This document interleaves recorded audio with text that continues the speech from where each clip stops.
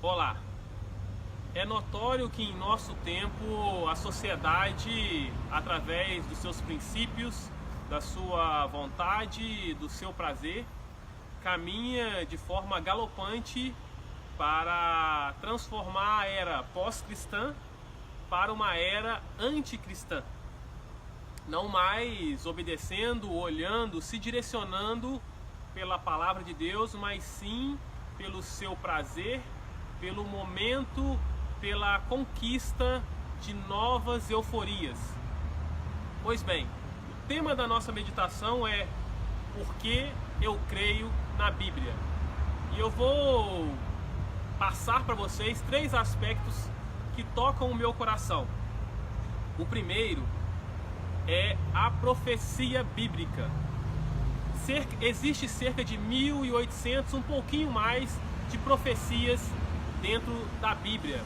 E 97% delas já se cumpriram. Eu vou deixar aqui um link com 2 profecias que eu abordei em vídeos anteriores. Uma delas em Daniel e uma outra que ainda não se cumpriu, mas está iniciando o cumprimento, que eu gravei no Mar Morto, onde as águas do Mar Morto começam a ter vida. Pois bem, a profecia é a capacidade de falar com autoridade em nome de Deus para predizer acontecimentos futuros ou declarar a sua vontade. E é por essa fidelidade do cumprimento das profecias bíblicas que eu coloco esse como meu primeiro fator de crer que a Bíblia é a palavra de Deus. O segundo fator pelo qual eu creio que a Bíblia é a palavra de Deus, de um único e verdadeiro Deus, é pela unicidade e harmonia que existe na Bíblia. A Bíblia, para vocês poderem entender um pouco melhor, ela foi escrita por 40 escritores em um período de aproximadamente 1.100 a 1.500 anos. E essa diversidade de cultura, de reinos, de governo, não atinge a unicidade da palavra de Deus, que eu vou demonstrar para vocês no decorrer dessa meditação. Nós tivemos diversos escritores nesses 1.500 anos, onde eles escreveram, guiado por Deus, a Bíblia Sagrada. Vou citar alguns exemplos deles. Por exemplo, Moisés, ele tinha um cargo de príncipe, de legislador. Josué, ele já foi um grande soldado. Esse era o seu cargo, a sua profissão na face da terra. Davi e Salomão, ambos foram reis, foram poetas. Daniel, em sua vez, foi um ministro de Estado, um ministro de governo. Pedro, Tiago e João, que também foram apóstolos de Deus, eles tinham como função, como cargo inicial, pescadores. Paulo, um apóstolo chamado por Jesus Cristo, ele foi um grande teólogo. Então vocês observam que existe uma diversidade em cada um daqueles homens que foram usados por Deus.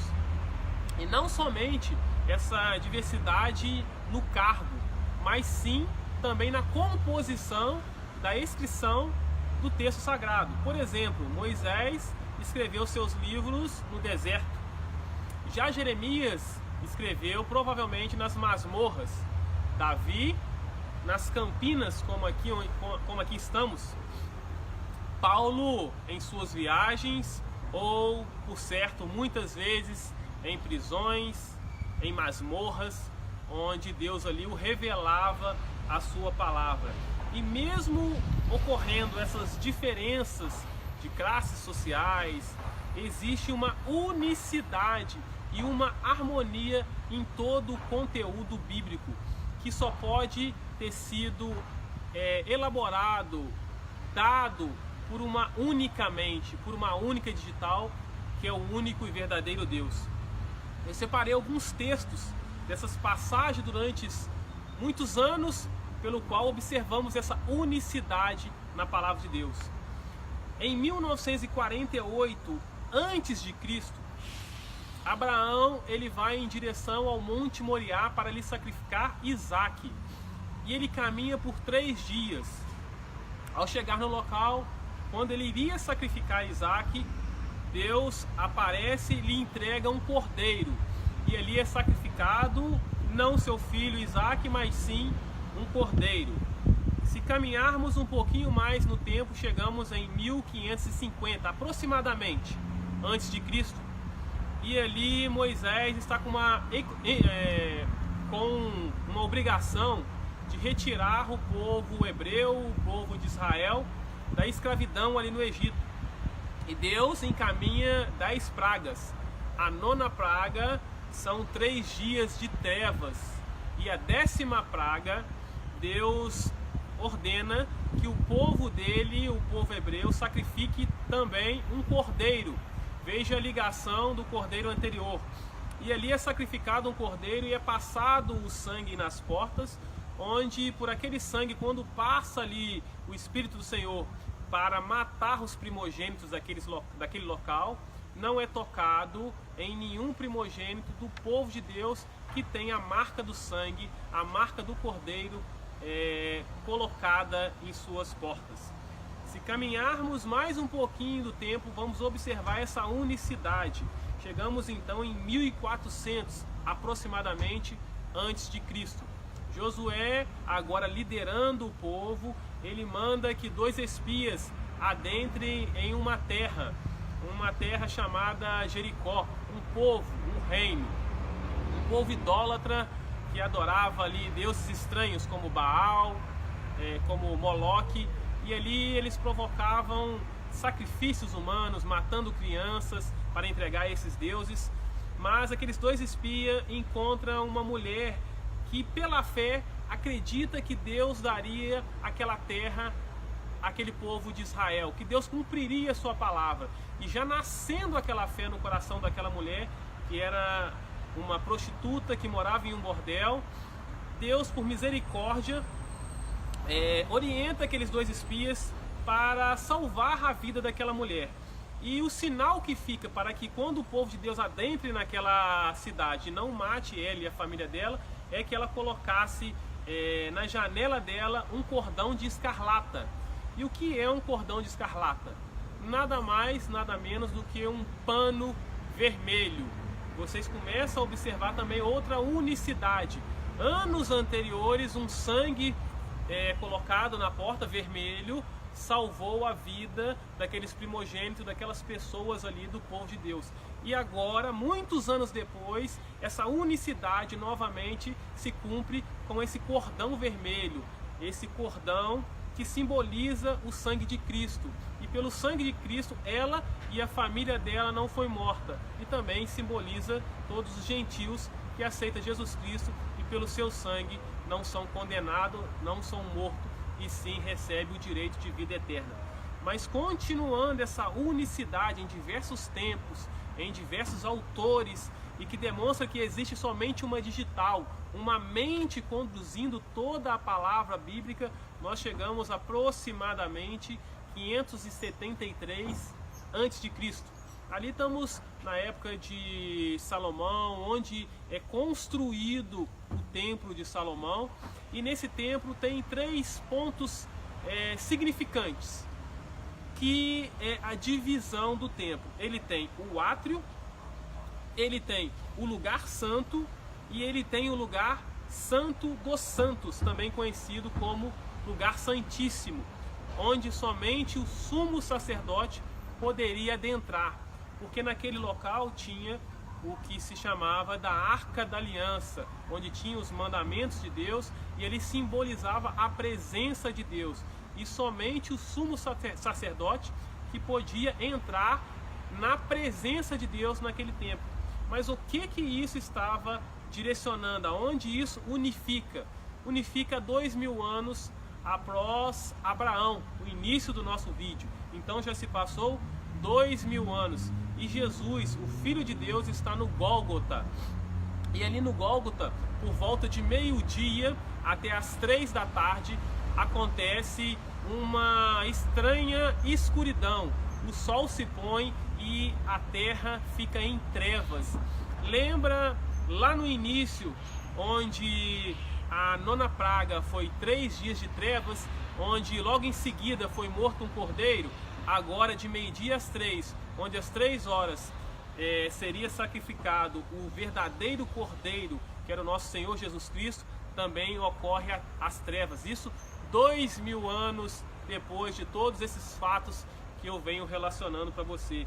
E é logo em seguida, onde Jesus é sacrificado e ressuscita, que ocorre todo o fechamento e essa unicidade e harmonia bíblica. Porque tudo que eu te passei vai finalizar, culminar com a ressurreição, com o início da graça, com a possibilidade da vida eterna. Mas para mim, nenhum texto bíblico talvez tenha tanto a digital de Deus como a passagem do apóstolo João. Se observarmos em João 3,16, Deus manda a João escrever o seguinte: Deus amou ao mundo de tal forma que deu o seu Filho unigênito. Preste atenção, seu Filho unigênito, para que todos que nele crê não pereçam. Unigênito significa que Deus estava dando a oportunidade aos homens, estava dando o seu único Filho para ser sacrificado e aí novamente acontecer a paz do homem com Deus mediante ao único intercessor, que é o nosso Senhor Jesus Cristo. Mas o mesmo João, em Apocalipse 1, ele cita que Jesus, após a sua morte e ressurreição, ele não é mais unigênito, ele agora é o primogênito. Pois bem, o que significa isso? Jesus entra no mundo como unigênito, mas o mesmo João, em capítulos posteriores, descreve Jesus como primogênito. Ou seja, agora Jesus não é mais o único Filho de Deus. Todo aquele que crê na passagem bíblica, que crê no nosso Senhor Jesus Cristo como o único e verdadeiro Salvador, também é considerado um filho adotivo, um filho de Deus. Não o primogênito, porque o primeiro é o nosso Senhor Jesus Cristo, mas todos nós temos agora, através dele, a possibilidade, a herança de nos tornarmos também filho de Deus. E eu finalizo com o terceiro aspecto, pelo poder da transformação que somente se encontra na Bíblia. Eu observo ali a verdade, o poder de Deus agindo. Eu queria resumir de uma forma simples, mas creio que bem didática, que todos vocês vão entender. Eu estava num determinado local um dia e observava 2 pessoas conversando. E aquelas pessoas diziam o seguinte, uma mulher falando com um rapaz: você já observou que na igreja evangélica existe tantos ex-traficantes, ex-ladrões, ex-prostitutas, ex-tantas coisas? E eles conversavam ali sem observar que ali manifestava a crença, manifestava o poder de Deus naquelas palavras. Por quê?